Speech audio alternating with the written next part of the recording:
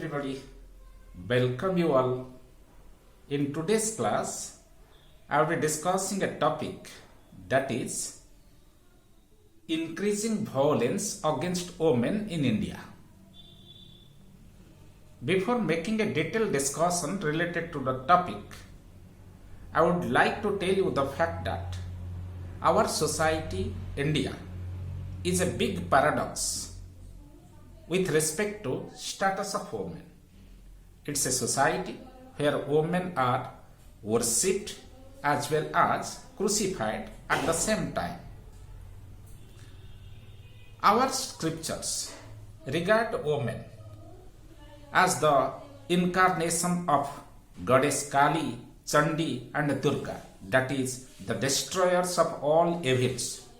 And at the same time, our scripture also does not give liberty and freedom to the woman, because in certain pages of Manu Smriti it has been written that a daughter must be under the control of the father, a wife must be under the control of her husband, and a widow must be under the control of the matured son.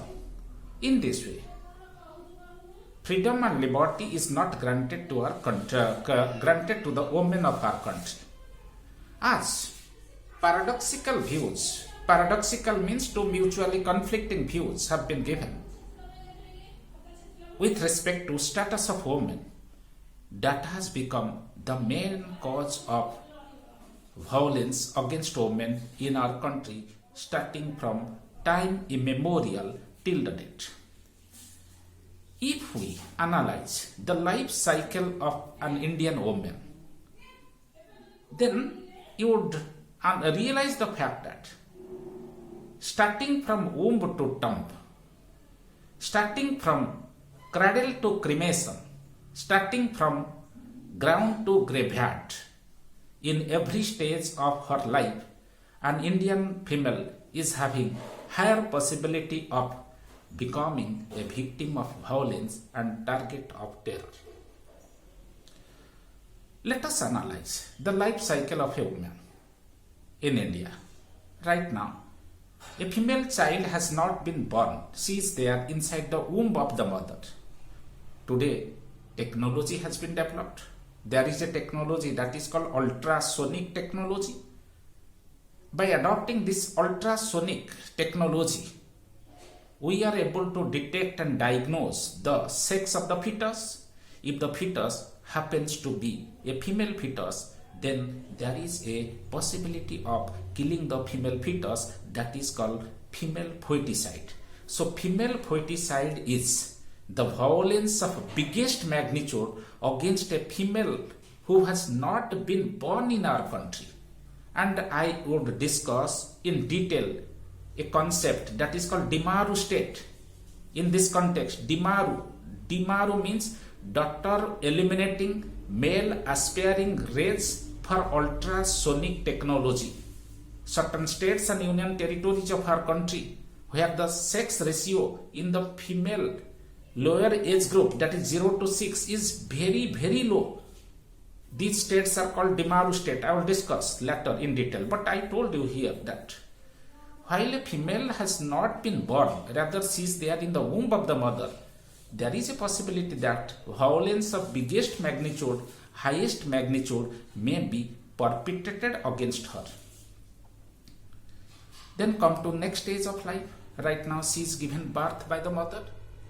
After birth, till completion of 1 year of age, she is called infant. During infancy stage, there is also a possibility of adopting violence against Indian female. What is that? In traditional Indian society, there was existing an institution that is called female infanticide, because in traditional India, nobody welcomed the birth of a girl child in a family. Particularly in North India, where patriarchy of higher magnitude was existing, while a girl child was born in Rajput families of Rajasthan, of Maharashtra, Madhya Pradesh, of Uttar Pradesh. What was happening? After birth, before she completed 1 year of age, in many cases, she was killed in merciless manner. In some cases, raw paddy was poured into her throat, into her mouth, and she was suffocated to die. In some cases, poison was added to milk, and this poisonous milk was also poured into her mouth, and in this way she was poisoned to die. So, today also, female infanticide is taking place in stealth manner, in secret manner. Apart from that, I will be telling you the next stage of life is childhood stage, till completion of 1 year of age, 6 years of age. During childhood stage, what many women and many girls are victims of malnourishment. Many girls are victims of sexual abuse. Even in traditional India, child marriage was taking place. Then come to the next stage of life. Next stage of life is adolescent stage. At the age of 13, 14, like that. In traditional India, there was existing pre-puberty marriage. A girl in our country attains biological maturity at the age of 12 or 13. In most of the cases, among the people of higher caste, the girls were given marriage before they attained biological maturity. So pre-puberty marriage was taking place. While a girl is getting married at an early age, there is also possibility of early pregnancy. And as per one data, girls, those who are getting married at an early age, among them, maternal mortality rate is very high. Apart from that, during adolescent stage, a girl is becoming victims of sexual abuse, acid attack, even cyber crime is taking place against the adolescent girls in our country. Then come to the next stage of life. The next stage of life is adulthood or adult stage. In adult stage, an Indian woman is experiencing violence or atrocities of different kinds. For example, I am telling you, in many cases, the husbands leave the wife without giving any prior information, that is called desertion. Then sexual harassment in office, those who are working in office, sexual harassment is also a violence against them. Sexual violence in public place also. Apart from that, dowry torture, dowry death, as well as ill treatment by the in-laws, and domestic violence and wife batterings, these are also the violence that is perpetrated against Indian women during the adult stage of their life. Then come to the next stage of life. Next stage of life is old age. In old age, what happens? In traditional India, there was existing sati system. Today, sati system has been banned, but after death of the husband, suppose the husband died, after the death of the husband, the woman is called widow. Even today also, in remote villages of our country, status of widow is extremely inferior. Widows are regarded as inauspicious. Sexual life is denied to them. They are expected to discard all sorts of golden jewelries. They are expected to shave their heads. They are not expected to wear gorgeous dresses.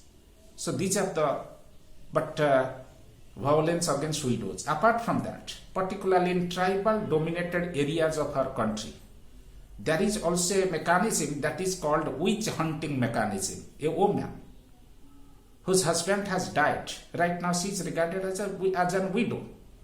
If any epidemic, if any pandemic takes place in that locality, what happens? People right now, because of prevalence of conservative thought, unscientific and irrational thought, people of the locality, because of lack of education, because of scientific thought, they think that, okay, this widow is a witch. Because of presence of a witch, what is happening? This type of calamity, this type of epidemic is taking place. In that case, what happens? Sometimes they kill also that widow, that is called, presuming that widow to be a witch. That mechanism is called witch hunting. then come to the last stage of life, that is death. Suppose the husband has died earlier. After death of the husband right now, the wife or widow died. You know, after death of a person, in the cremation ground or in the burial ground, certain concrete structure is erected in the memory of that person. That is called tomb. So you see, if the husband has died earlier, in the memory of the husband, certain concrete structure has been erected. Right now, after death of the wife, it is also decided to construct a concrete structure for the wife. But here also, she is a victim of discrimination. Why? Because if the height of the husband's tomb is this much, then consciously and deliberately a step is taken to make the height of the tomb of the wife a bit lower than the height of the husband. So if husband's tomb's height is 3 feet, in that case wife's tomb's height must be less than 3 feet. That's the reason at the beginning I told you that starting from the womb to tomb, starting from cradle to cremation, starting from ground to graveyard, everywhere Indian woman is or Indian female is a victim of violence, target of terror, as well as many types of discrimination is perpetrated against her. What are the causes of increasing violence against women in today's India? There are plurality of factors responsible for it. In a very nutshell, I would be telling you, patriarchy is one important cause. Second is economic dependence of women. Third is lower status of women.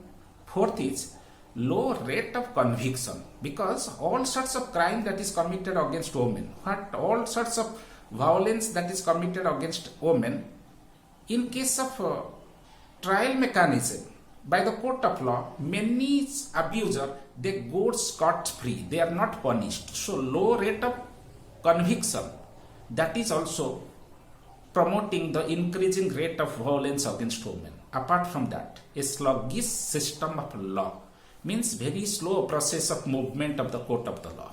That is another factor. Apart from that, the next important factor is encouraging the rape victim to make a compromise. Next factor is stigmatization of victim. Rape victim is always stigmatized. Next is lack of public safety.